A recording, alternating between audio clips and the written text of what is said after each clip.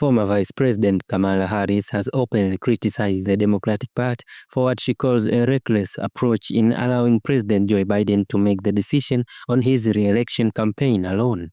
Harris argued that the decision should never have rested solely on one person's ego. Her candid reflection appears in an excerpt from her upcoming book, 107 Days, which has published by The Atlantic on Wednesday morning. In excerpt, Harris emphasizes her loyalty to the nation above any individual, stating, and I quote, "As loyal as I am to President Biden, I am more loyal to my country." End of quote. She also reflects on her time in the administration, suggesting that praising her work or defending her from false attacks was almost impossible. Harris asserts that Biden's team played a role in fueling negative narratives about her vice presidency, often refusing to counteract attacks from Republicans. This included criticism labeled her office as chaotic and highlighting her staff turnover during her first year in the role.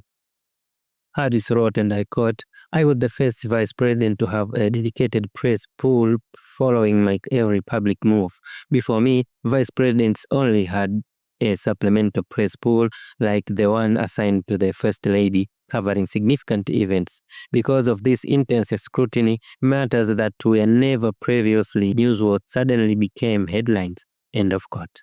Despite her criticism, Harris does defend Biden on several fronts, dismissing suggestions that he was incapable of fulfilling his duties as president. ABC News has reached out to the White House for comment regarding Harris' remarks.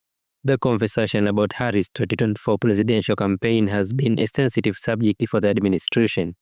In a May interview on ABC's The View, President Biden said he was not surprised by Harris' defeat, attributing it not to her qualifications, but to what he described as sexist and racist attacks against her. Biden explained, and I quote, "I wasn't surprised, not because I adopted her qualification, but because of the sexist route they took." End of quote. He also claimed that he still believes he would have beaten Donald Trump had he run again, citing the 7 million vote margin by which he won in 2020. When asked whether he should have dropped out and endorsed Harris sooner, Biden noted that she still had ample time to campaign and that they made decisions, and I quote, "together in every choice I made." End of quote. He also denied reporting suggesting he had advised Harris to portray complete unity between them, insisting that they were indeed partners in governance. Harris, however, offers a different perspective. She described an inner circle around the president that was willing to let negative stories about her circulate.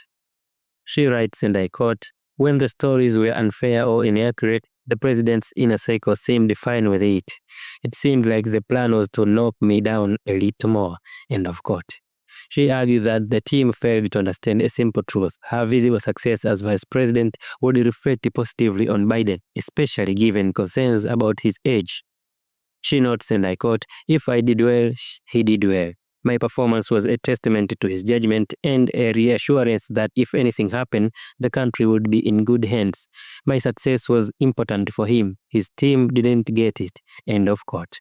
Harris' reflections paint a strikingly honest picture of the challenges she faced as the first female, first Black, and first South Asian vice president, highlighting both her dedication and frustration while serving at the highest level of government.